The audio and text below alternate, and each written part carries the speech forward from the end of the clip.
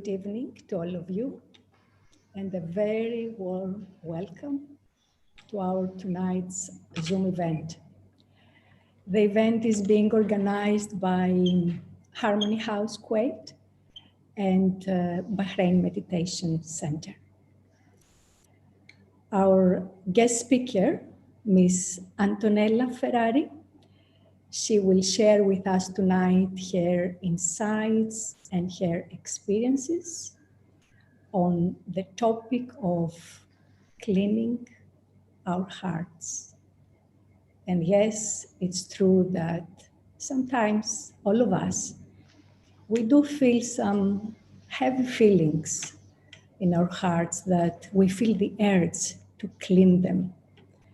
And those feelings, heavy feelings, maybe are connected with relationships, with daily responsibilities, with past traumas, with future worries, etc. But before I will give the ground to Antonella, I would like to give a brief introduction of our speaker. Ms. Antonella Ferrari studied Oriental language and culture, both in Italy and Japan, where in 1988, she started her spiritual journey. She established and ran a successful fashion business in the Emerald Coast in Sardinia before getting very much involved in studying and teaching how to improve spirituality and values in herself and in people's life. She has been the main organizer of 4 international forums of spirituality in Sardinia and promoted the Living Values activities in Italy. She has written also 3 books on spirituality and recorded many meditation commentaries aiming to facilitate the seekers of truth in their journey to find their true self. She's currently based in Bologna, from where she's running daily programs online and on different topics. So, Antonella, the ground is yours, and a very warm welcome. I would like to mention here that during the session, if you have any questions, please put them on the chat box and we'll get them at the end of the session. And also, I would like to mention that there is Arabic translation, so you can connect with Arabic translation if you need to. Thank you very much. Enjoy. Antonella. Thank you, Joanna. Thank you so much. And I'm very happy to be with all of you today. And the topic is a huge topic, cleaning the heart. And thinking of that, it brought me back at the very beginning of my spiritual journey, when I experienced some situation with another person here that was very challenging for me. So I went to London. Italy is not far from England, to see Daddy Junkie, our former responsible, a true wise mind. And even though she passed away recently, her wisdom still remains with us. So I went to see her to get some advices. And I was very young, like 30 plus years ago. And there she told me, clean your heart. That was her advice. And when she said so, eventually I stopped crying. And she didn't sustain my complaints, which usually we expect people to do. When we complain, we just pour out whatever is bothering us. But instead of going with my reasons, they were good reasons, she reversed the perspective. She reversed the perspective to me and said, just clean your heart. And the eyes were very sweetly powerful. And she was holding my hand. And she was very kind as much as very firm.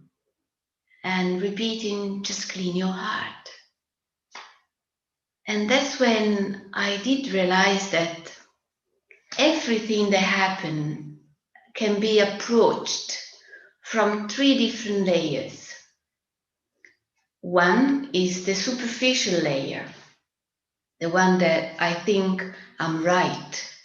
They betrayed me, they abandoned me, he offended me, he denied opportunity to me, or out of jealousy, she defamed me, they lied to me. And the list is so long that can occupy my mind all day. And I can spend my full energy in thinking of what is not right. And I guess you know this feeling very well. And that will fill my mind with tons of thoughts that deplete my energy and fill my heart with emotions like anger, hatred, revenge, rejection. And what kind of life is that? And of course, reaction is a defensive mechanism. It's like an armor behind which I become weaker and weaker. And yet I will hold it's my right, I'm right. And weak, depleted, broken, but right. It's not a very good scenario. But at the surface, I'm very superficial. And that's the state in which many people just spend their life. Then there is another layer, which I call it, maybe because I was born on the sea and I love the sea. I will call that layer the layer of the sailor, sailing in the ocean. When I began Raja Yoga, this Raja Yoga path, I was actually getting ready for a transatlantic sailing. I was going from the Mediterranean to America. So all the way through a sailing boat, huge, of course, very well equipped. But eventually, when I started this Raja Yoga experience, I realized that I could sail inside and discover my inner world where me, the soul, and God, the ocean, could be a really enchanting experience and less risky. So it's like the sailor leaves the shore and sail into the ocean, embracing silence in such an unknown territory that could be friendly or unfriendly, yet he doesn't mind. Because he knows that whatever he encounters will be good for him, will be anyway part of the journey to an important destination. And in the spiritual way, that destination is myself, my true self, my heart. And so much can happen inside, encountering strengths and weaknesses, fears, greatness, and all that to be accepted, molded, adjusted, appreciated, ready to change the course, observing my own reactions. And that kind of introversion is so important, to step out from the superficiality that bring me so far from me, and actually helping me to reach back my heart in order to heal it. I guess that all of us have something to do with healing the heart. And when I'm in that state, to be closer to myself, I think few questions are important to me, just to ask the self. Question like, whatever reaction I have, is that worth? Lately, I saw some people reacting so strongly, and in their reaction, completely losing their dignity. And I was thinking, is that worth? According to what I set up as my destination, according to the feeling of reawakening my own noble state of being, are those reactions worth? Are they really revealing me, the best of me? Are they contributing in making me happy or unhappy? Or are they just ego at work, creating such a mess inside, a mess that then I have to work so much to clean up? And the little introversion is a direction. The introversion is a direction. It's like what the sailor will set up is the compass. And I choose to go inside. I choose that direction. And that's vital to clean the heart. I cannot think of cleaning something deeper and just stay outside in the superficiality, in something that doesn't make much sense to me. And so choose introversion as a direction. It's a wise choice. At least has been for me. And the third layer is the layer closer to my sacred space inside. The sacred space closer to the heart of the soul, where there is a deep sense of love, so ingrained that as soon as I step in that space, I can't avoid to experience love. And anything else cannot stand against it. And that love spread silence and fills the holes of hurting experiences. And that's where I think Daddy wanted to bring me, for me to visit the space. It was like she was saying, go there, stay there, enjoy the discover of your own power, inner power. And of course, all this means work on yourself. Stop looking at other people, what they do, what they don't do. We can spend all day looking at people, and we can be very lost in that. Instead, I can choose the color of whatever virtue is necessary. You know, great painters, great musicians became like that because they knew how to choose the right colors and how to combine them with the next, whether it was a color or a notes, and therefore create something that was new and splendid. I don't think it's not the time anymore for those kind of artists to exist. There won't be another Michelangelo, or there won't be another Mozart, I think. But it's the time for you to become a piece of art, having cleansed and healed the heart. I do strongly believe that.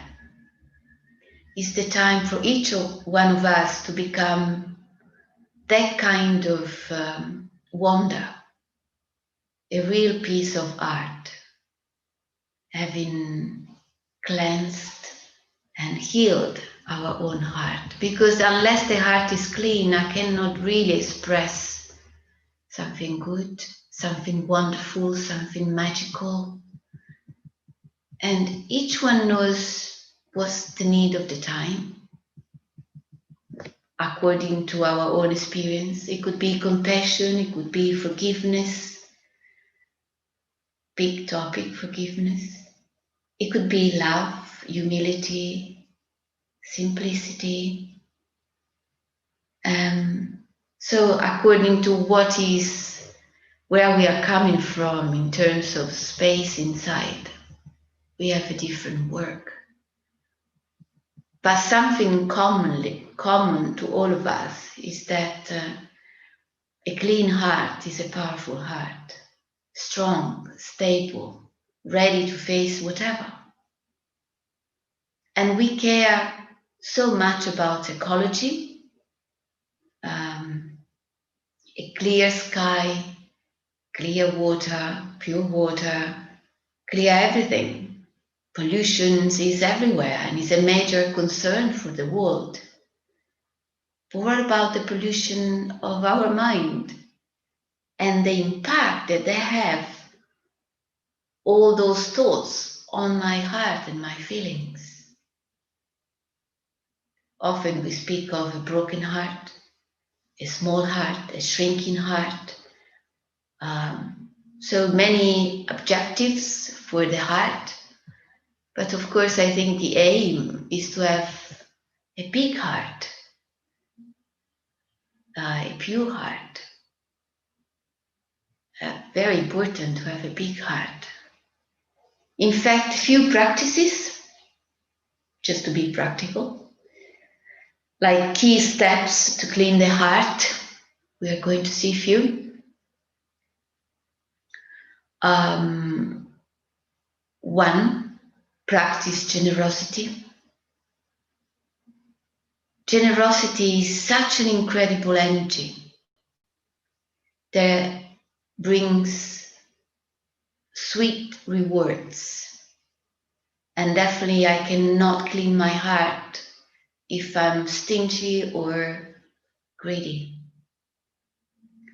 I don't know, do you know the story of the 17 camels? I like stories. Do you know the story of the 17 camels? Oh, I will tell it. There was a father. No, okay, good. So there was a father that who left 17 camels as the inheritance for his 3 sons. The will of the father stated that the eldest son should get half of the 17 camels. The middle son should be given 1/3 of the 17 camels. And the youngest son should be given 1/9 of the 17 camels. Because it's quite hard to divide 17, to chop a camel in 2 parts wasn't really the case. So the 3 brothers began to fight. Eventually, they decided to consult a wise man to solve the problem. And the wise man thought carefully, and then he said, okay, it will be easier if we will have 18 camels. So I give you 1 extra camel as a gift from me.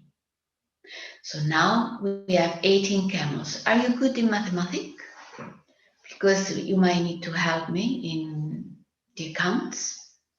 So the first son was supposed to have half of the camel. So 18 divided per 2 is equal 9. Good. Then 1/3 of 18 for the middle son is equal to 6. Very good. Then 1/9 of the 18 camel is equal to 2. 1/9 of 18 is 2. So the sum of 9 plus 6 plus 2 is 9, 15, 17. So 17. One camel was extra, and the wise man took it back. So I love this story because it tells us if we add, we never lose anything, and we solve everything, right? Sometimes we fear loss. We fear, we have the feeling of insecurity, like if I give this out, I will be without, or worry about if something happens, I will have not enough. That kind of insecurity is really closing the heart in a way. There is a lot of goodness in giving, and the heart is about giving. If I give even more than what I can, I will never lack anything. Never. I have thousands of examples of this. And I'm sure you also have them. Many examples of the greatness of giving. And giving is not just physical in terms of money or objects. Sometimes we feel we have done enough having given some charity out. But maybe that's not the only way of giving. If we want to bring our heart to a great extension, the highest form of generosity is actually having good feelings. That means using your heart, like listening, accepting, forgiving, adjusting, trusting. That's all part of giving time, energy, support.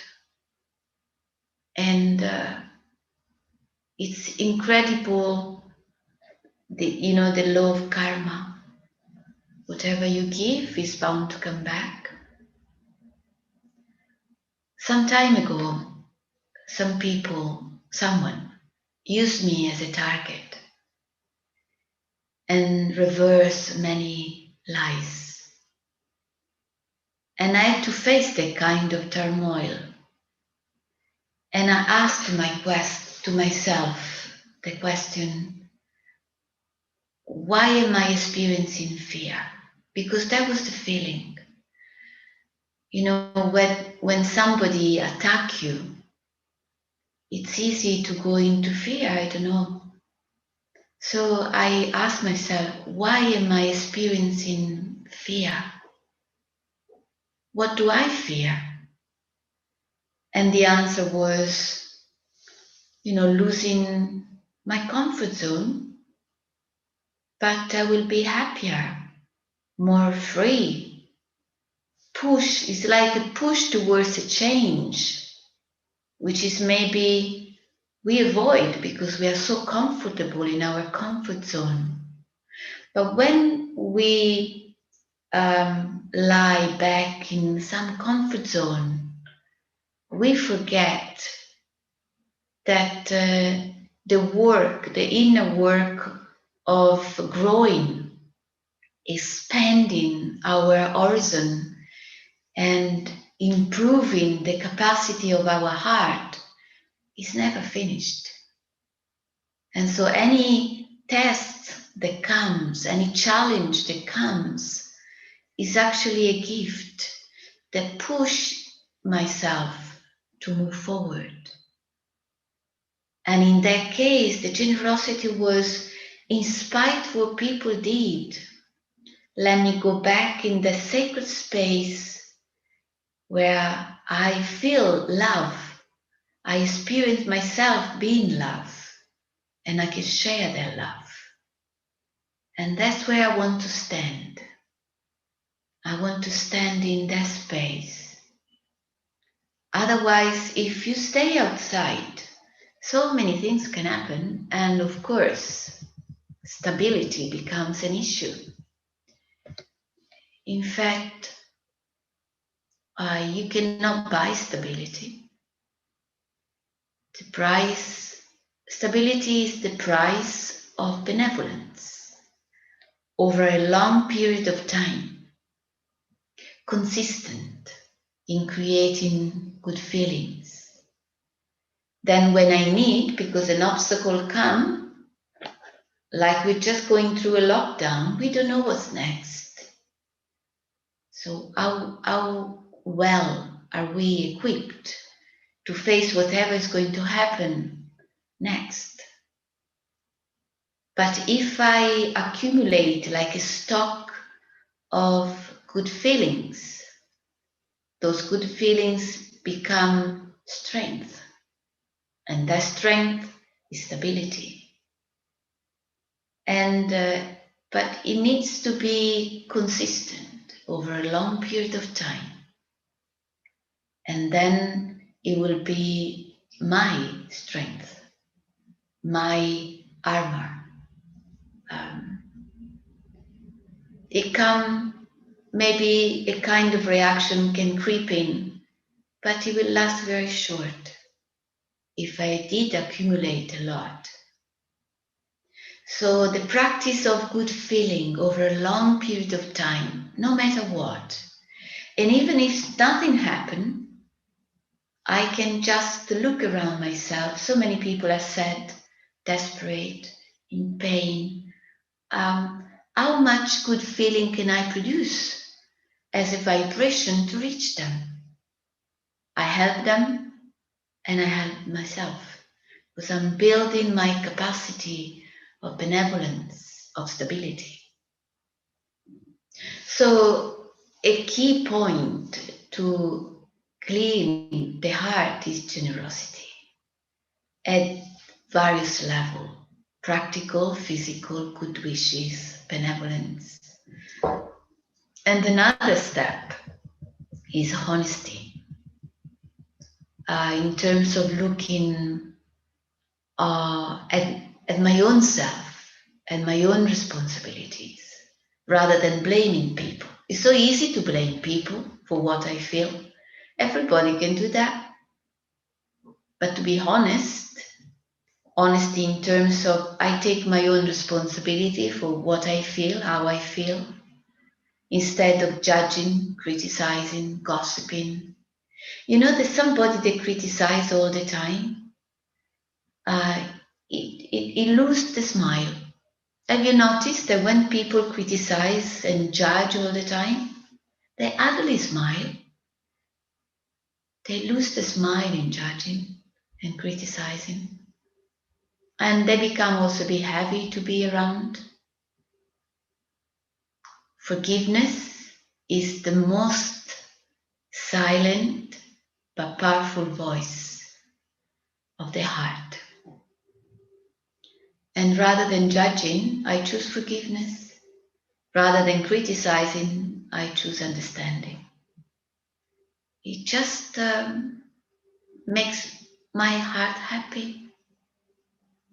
And it brings me to another level of frequency, a very higher frequency, where I like to stay. And I know that judging is like automatic, you just go by itself. It's immediate, uncontrolled, while a clean heart implies a deep acceptance of diversity. And it's not easy to accept diversity, but it's possible. I might tell you a story here. There were 5 men that got lost in the forest. And they didn't know which way to take. They were lost. Their destination was a village, but they were lost halfway through the forest. One says, I go left. I go left.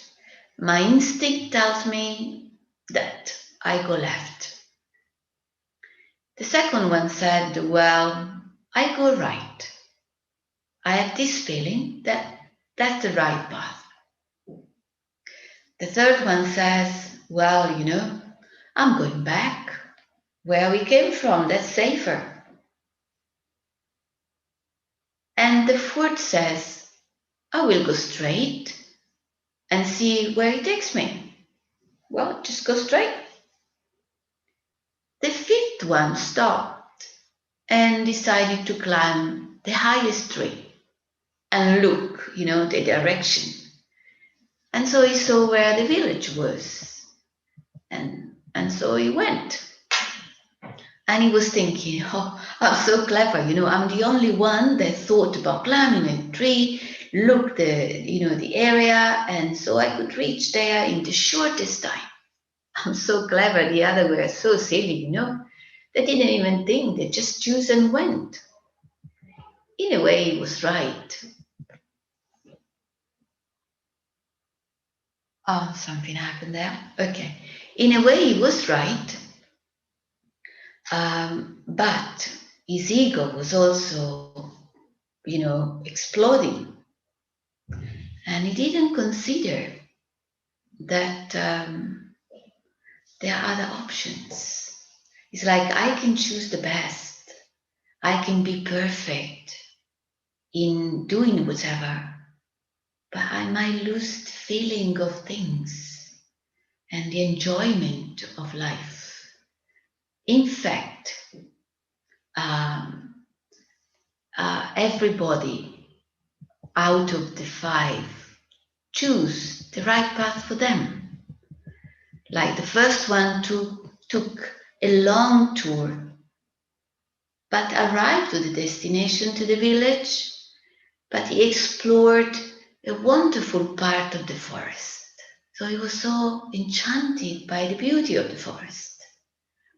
The second one met some wolves and he challenged them and he faced them and he was so happy because he overcome his fear. The third one, the one that went back, met another group of walkers and he made new friends. He joined them. It was so enjoyable. And the fourth one found a farm and stayed there a couple of days with them, enjoying the farming life. They all arrive at the village at different time with different experiences. So who am I really to judge some people's choice, some people's way, different from mine? I can be the clever one, seeing everything from the top. But each one has his own path, has his own life, has his own story, his own karma. So when I judge too much, and judging can also, of course, is a faculty of the intellect, so it's good. But judging in this case means criticizing, gossiping, defining some people's boundary. So judging is using a lot of my mind energy and dry my heart. The heart becomes little and dried. And because I only consider one perspective and I don't listen to the others. And that shrinking mode will make the heart sometimes smaller, sometimes harder, which is not what we want. So the idea of just don't judge if you want to clean your heart is not worth. You lose much more than what you gain. Third step is tolerance. It's not the circumstances that passes. When I tolerate something, it's not that the situation changes. The circumstance might not pass away, You know, that person, that situation can stay there, can be there, but I move beyond, leaving behind what I decided not to bring with me, not to carry with me. So I'm not pushing the situation to change because it might not change. It's not within my control. But I can move behind, beyond, and keep moving forward. And if I do that, I actually change anger, which is a very polluted energy for the heart.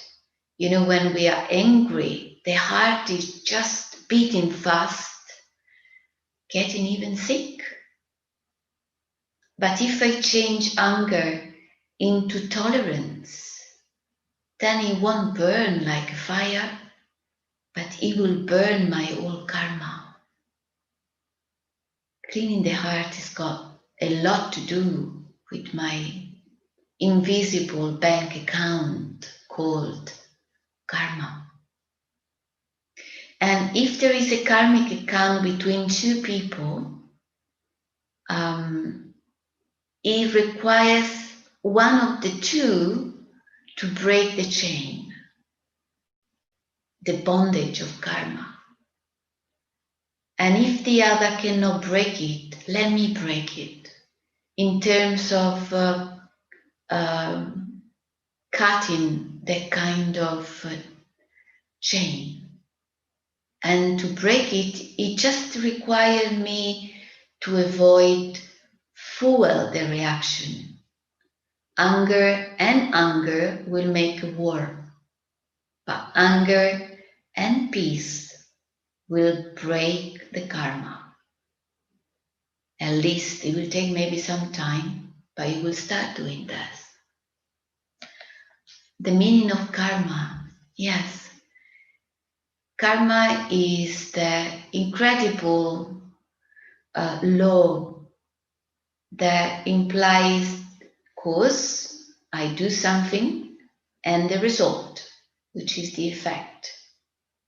It's like I drop my pair of glasses and they get broken. So the cause, I drop them, they get broken, is the consequence. I give a punch to somebody and they will punch me back. Or, talking about generosity before, I give something out, it will come back. And maybe like a boomerang, the energy goes and the energy comes. And when I was in Japan, where I started this Raja Yoga experience, I remember I was pretty young, I was 25, and I was there to study Japanese as my university study. And I remember seeing people acting in a very wonderful way. They didn't fear thieves, for example. Like in Italy, you know, you lock the door with 3 types of keys and locked. So, you know, so much fear of thieves. And in Japan, we used to sleep with the door open. No lock, you know, not even one turn of the key. And you know, coming from this culture, this country, I would ask them, how come you walk in the street, you're not scared that people can, you know, steal your bag, or on the bus, you don't have to hold your handbag, you don't have to watch what people around you are doing. And they look at me like I was saying something strange, and they said, why should we steal or take something from other people when sooner or later we will lose whatever we take? Because that's a karma. If today I take but it doesn't belong to me, I will lose it. And not just I will lose that, I will lose my dignity in between. So what's the point? And I thought that was a beautiful explanation. And I loved the karma philosophy. In my life, I never had really any kind of problems. Like I had everything I wanted, a wonderful family, no economical issue, a nice relationship. I mean, everything was really fine. But I used to have a lot of anger against social injustices. Oh, I would get mad about that. I would feel why these injustices, why people are suffering. And that was really bothering me a lot until I came across this Raja Yoga and I learned about the karma philosophy. And then I thought, right, it does make sense. There is a gravity. If you drop a stone, it goes down to the floor, just a gravity law. And at the same time, there is a karma law, just a law. It's the law that regulates our life as a soul, a spiritual being in this world of matter. So it's like our, law between the spirituality dimension, the spiritual dimension, and the physical dimension. Anyway, I'm sure you can get a lot of information about karma. I can tell you it's my favorite topic. Anyway, that was the third key.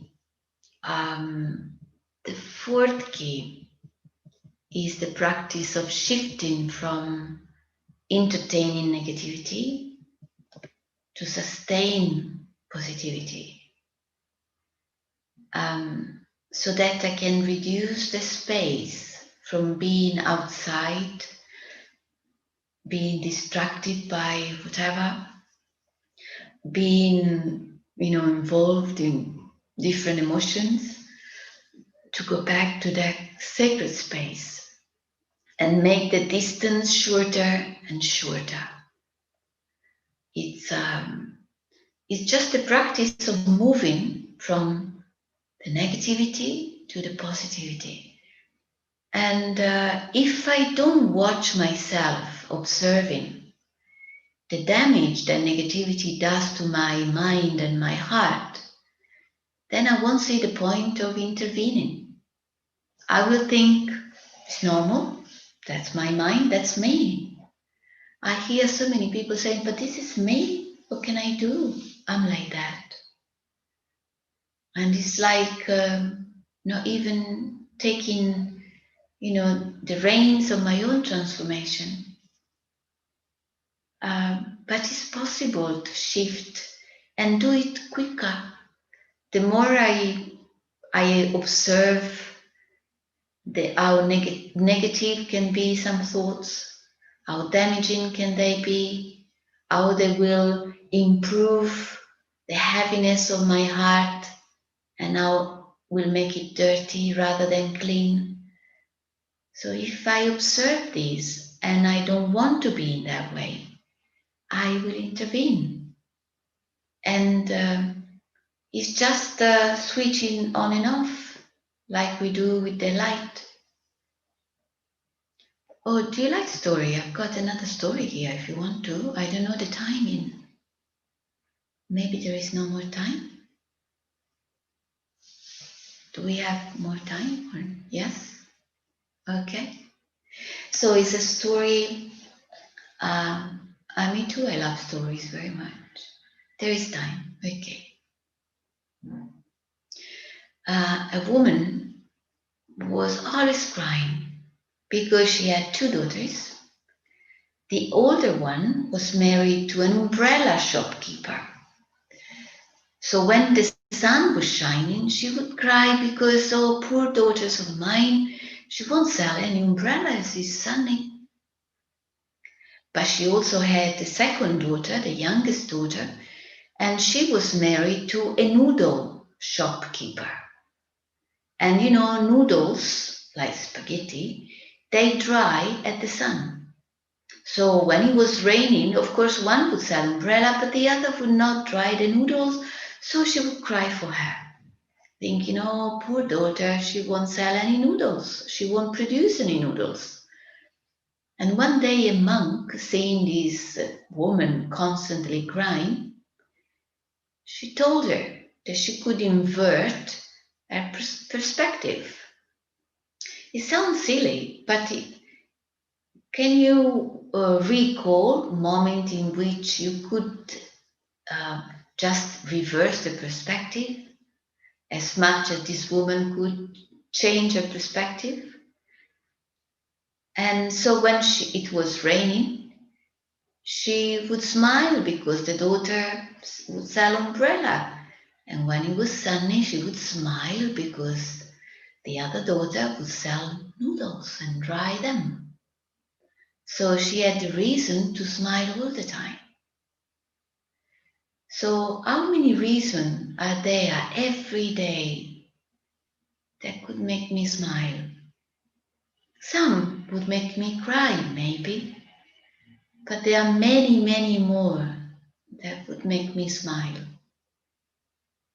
If I can pay attention to them, if I can value them, if I can retain the beauty of them. And if I become more positive, of course, the heart can be cleaning, can be cleaner. So be generous, don't judge, be more positive and honest. Just a few steps out of definitely many, many more that can clean the heart. So choose to focus on what works for you, and you will prevent a lot of extra beat to your heart. So many people today have problem with heart, and so many people have heart attack. So make your heart very strong, and spirituality does that.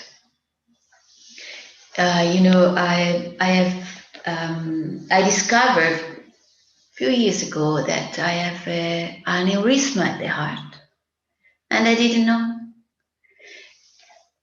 The doctor was saying, you can't run, you can't do any effort. And I said, hold on, I've done that all my life and I'm not going to stop. And I do believe that spirituality can make the heart so strong. It can not just become cleaner, but it can become stronger physically and emotionally and spiritually. So I will stop here if there are questions, or we do some meditation.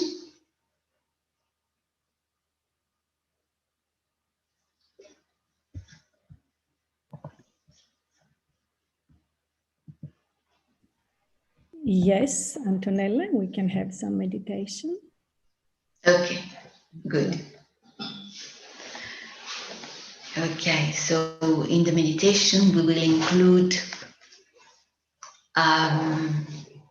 another element, which is the biggest and the most powerful one, and that's God. So I just relax my body, like releasing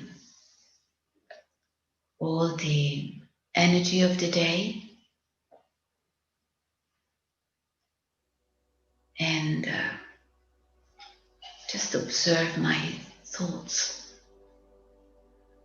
My mind is an incredible laboratory where I create thoughts and I choose thoughts of love. Repeating to myself, I am love. And awakening that kind of energy within myself. I am love. It's part of me. And I go back to that awareness of being love and also being loved by that one up above, the light, the supreme being, my Father.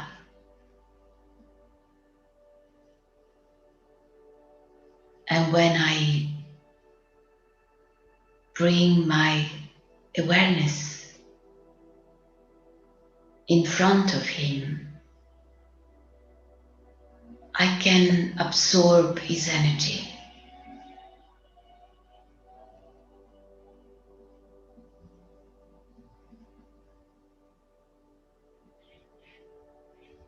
And that energy, so peaceful, so loving, filled myself, the soul, with strength, with power. It's an energy that becomes like a detergent for my heart. I allow him to clean my heart.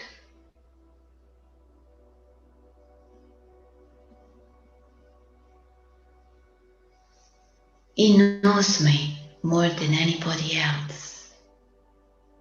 He knows my story, my long journey. He knows every single corner of my heart. He knows how to enter my heart, how to clean it, and how to restore a true feeling of love. And when that happens,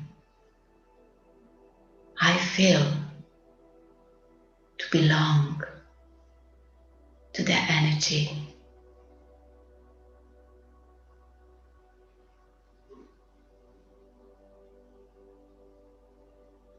And to remain in that peace, that silence, that love.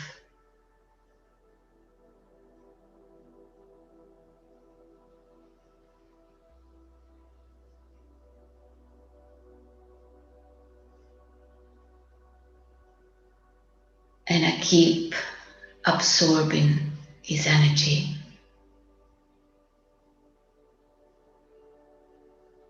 and inviting him to remain as much as possible with me.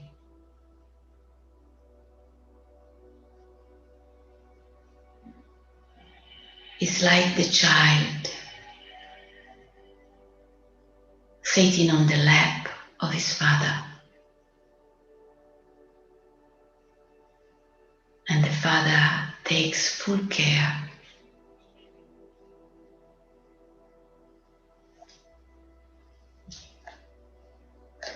And I remain this vibration of love and peace. And as much as my heart becomes clean, I spread the same vibration around me.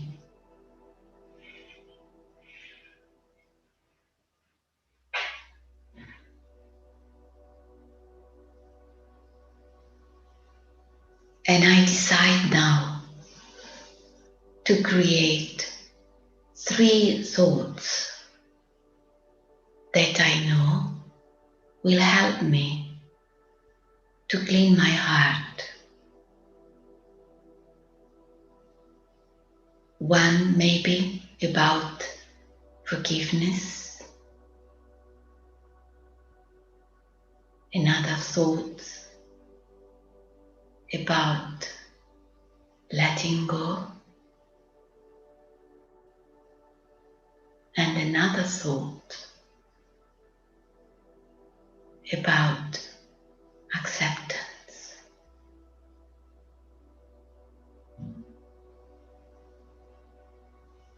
And you can create your own thoughts with your creativity according to your situation and reality.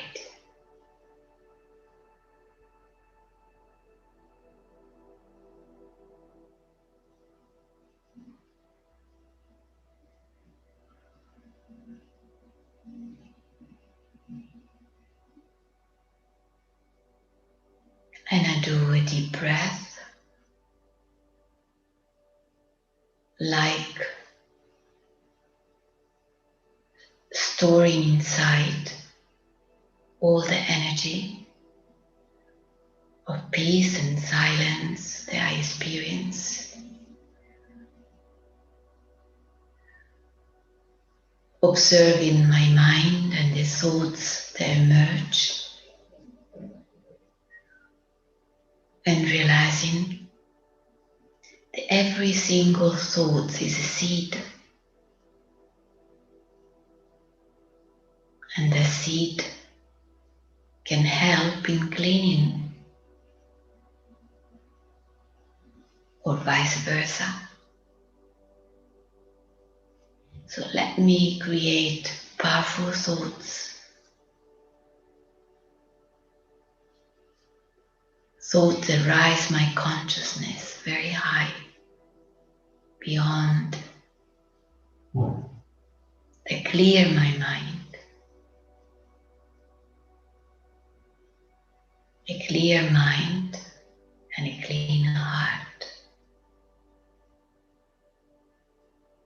is what I decide to work on. A clean mind and a clean heart.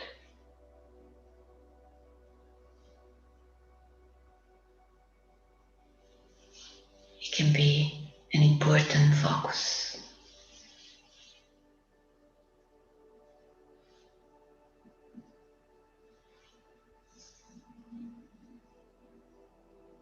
Om Shanti.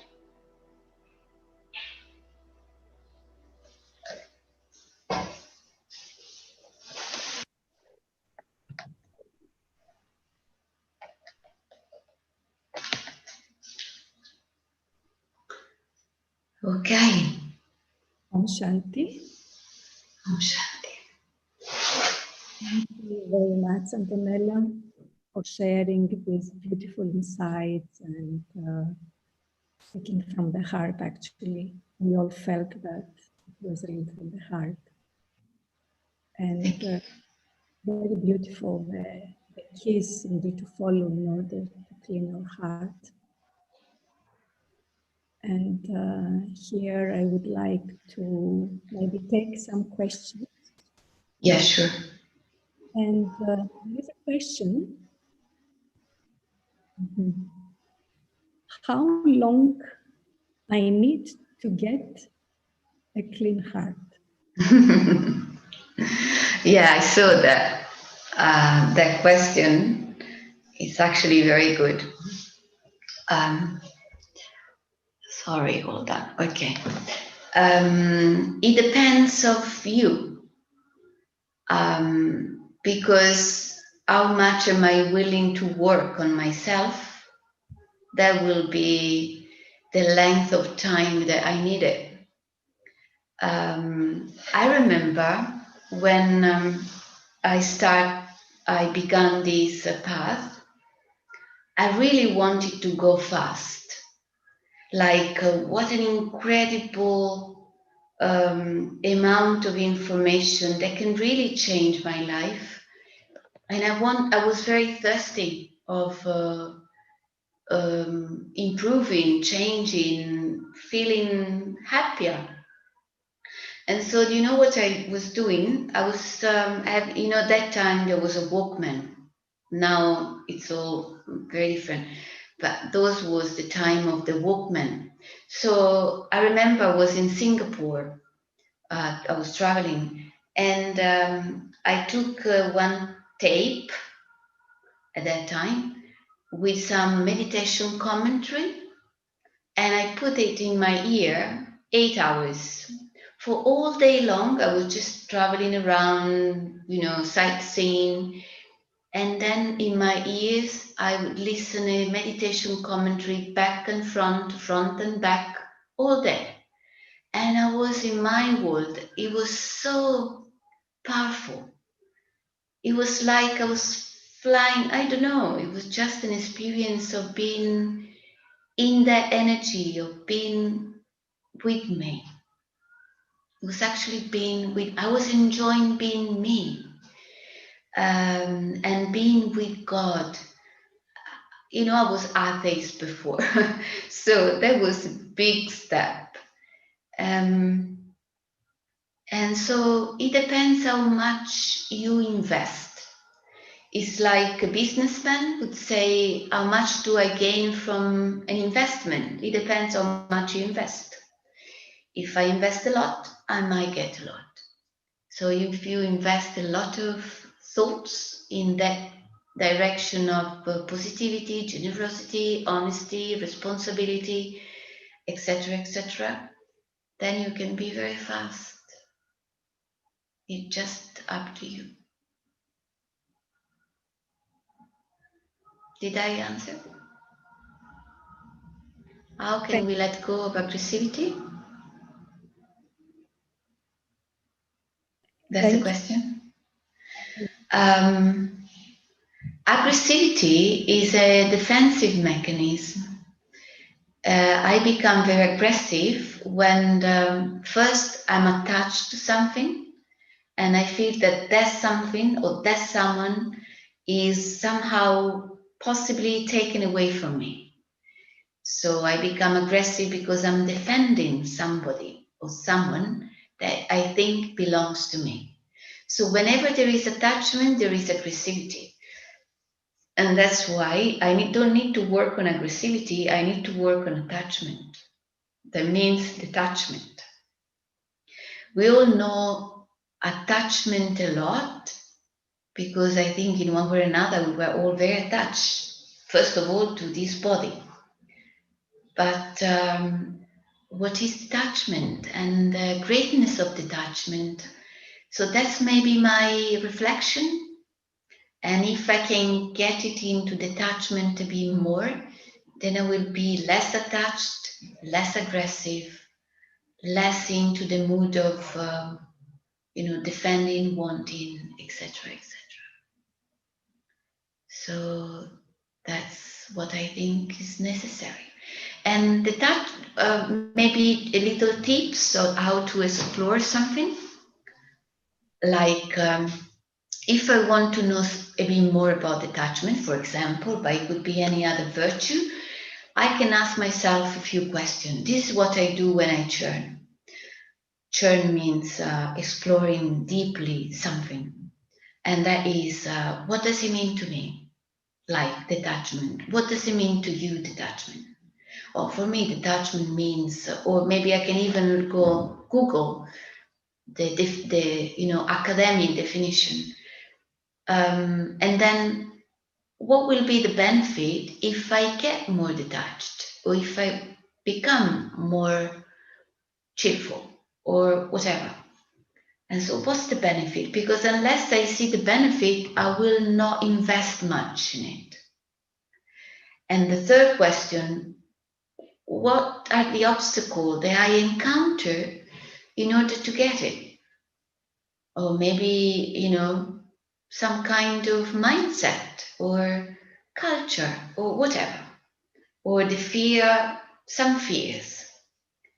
And then the fourth is, can I visualize myself already there, already detached? That means non-aggressive and non-attached and non with that kind of feeling. So can I visualize myself in that modality? Because if I do that, I infect in another way with the right brain, in a more intuitive way, I re-evoke that part of me that is probably asleep. I know all the virtues very well. All of us, we know them very well. We've been that. But we've forgotten all of them, or a big portion of them. A little bit is left. So just do that kind of exercise as maybe a meditation or maybe a visualization. And that will be entertain me and bring me from the surface of a topic to a deeper level. I enjoy to do this very much, and I've been doing since I began this path. Try it. Thank you, Antonella. Thank you very much. There is a question here. If you could please answer. How do I let go of constant desire of begging for materialistic things? That, like, there is this begging, there is this emptiness most probably. So how someone can stop from having these desires of begging? How do you beg? What does it mean with begging? Asking? Yes, asking for gifts, but especially materialistic gifts. Yeah. It sounds like being very greedy, like give me, and which is the mantra that we all know very well at the beginning. At this time when we are quite empty. So the emptiness of the heart will make us say, give me, everybody can give me. And I will go only towards the people that can give me something. And I will neglect completely those who don't give me anything. So that means there is an interest in every relationship. That means it's all very superficial and very dry. But anything like that will reach the bottom, because karmically speaking, I can take. Eventually, nobody's going to give me anything, because it's like my credit is finished. And therefore, I will face luck. So if I know that if I carry on that way, I will be facing a consistent lack. That means having nothing, losing everything. If this is the scenario I'm going to see soon, and I can foresee it because karmically speaking, that's the end of the road, then let me organize myself earlier. You can be greedy of good karma. Just move the greediness to creating good karma, because if you create good karma, you can get everything you want, more than what you need, more than what you want, and forever, rather than now running after and maybe knowing that soon all the door will be shut. Guaranteed, doors will shut when my credit will be over.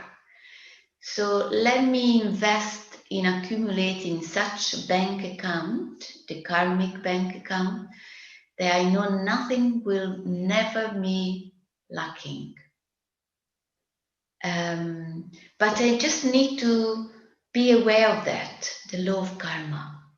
And then as much as I enjoy to get, I will enjoy to give.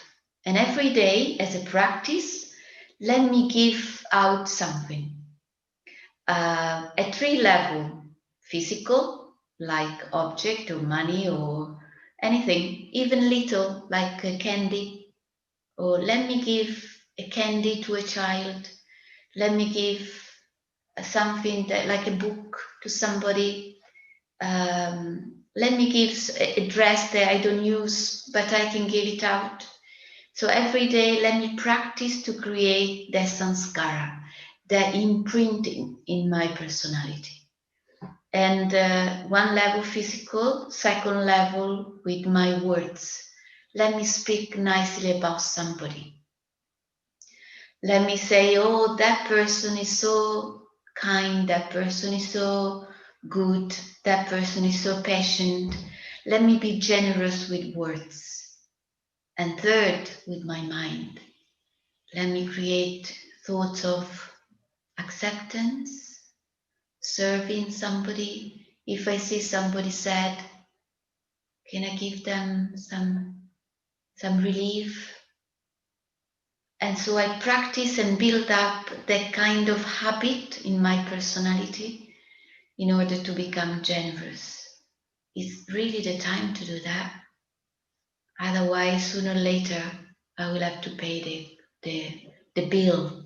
I don't want to pay that bill. Thank you, Antonella. Very clear. Thank you. There is another question. Interesting. Although some they try to change, okay? However, the surrounded environment is difficult to deal with and accept my change. So, what to do? They try to change. Yes, they are into the place they try, the environment, they don't help, let's say. They don't. So, what to do with this? First of all, if you try to change and you really try your best and the environment is so hard, so it seems that you are not changing, first of all, it means you are very powerful because challenges come with the same caliber of your stage. So if big challenges are coming to me, means that's my caliber. They are calibrated to my own stage. So first of all, acknowledge you are very powerful. Second, revise your the quality of your practice. Like, am I believing I'm doing my best or I'm really doing my best? So it's like I'm trying, but it's not really, I don't really make it, I don't really put much effort, or I'm really doing my best. So honesty. So make sure you're honest and believe you're powerful. And then sit in meditation as much as you can, a different time maybe, and check it out with God, saying, if there is something I haven't understood or I haven't, caught in this situation that maybe is not visible to me, please show it to me. Can you show me exactly what effort am I meant to do? Because maybe I'm doing a lot of effort, but the wrong effort. We say, I'm just putting the stair on the wrong wall.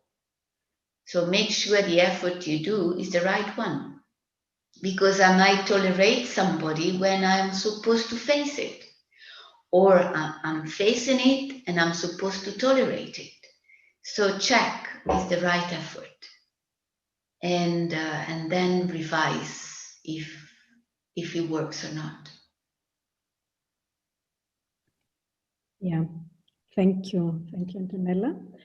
And we're going to take a last question here. Somewhere you mentioned about karmic accounts that anger plus anger brings war, and anger plus peace breaking the karmic account. Can you elaborate a little bit more on that, please? Sure. If there is a karmic bondage and the other is acting in the way that is a payment for me, that means I'm undergoing to the karmic account debts. If I repeat the same pattern, I will increase it. Let's say I give you a punch and you give it back to me, finished. But if you give me a punch and that is my karma coming back and I don't react, it's over, right? So because it's finished. I don't perpetuate. I don't know if it's the right word in English. Because if you attack me and I attack you back, then you will attack me again, and I will again, and I will again, and the chain will become bigger. Somebody has to cut that chain. That means you attack me, I acknowledge it's my karmic debts. And I say thank you, and I'm paying it off. If the tax person come to your house, you pay the tax. Finished. You don't say, why are you coming, and and you throw him out. So if the anger comes and I respond with anger, we build more anger and you never finish. But if I don't respond with anger, but with acceptance, maybe I listen to the other person, turmoil, I use my tolerance and patience, etc., then I'm cutting off their karma. Paid, finished. And it just requires one person to do that. I hope it's clear. Thank you very much. That was beautiful. Okay. Here we're going to close our today's event. Thank you really very much, Antonella, for Thanks to you. Sharing your beautiful presence and fragrance and giving wonderful tips for clearing the heart, our hearts, which all of us we need. And thank you very much for all that attended today's event. And thank you, Awatif, for the translation, the incognito hero behind the scenes, and the whole. Thank you very much. Yeah. And I wish all of you to have a wonderful night and pure, clean heart. Enjoy a beautiful night with a pure, clean heart. And I very much like, Antonella, what you share about how God's love, divine's energy love, can really clean and clean. Yeah. Okay. Thank you so much to all of you. I enjoy to be sharing, and good night. Good night. Om Shanti. Om Shanti.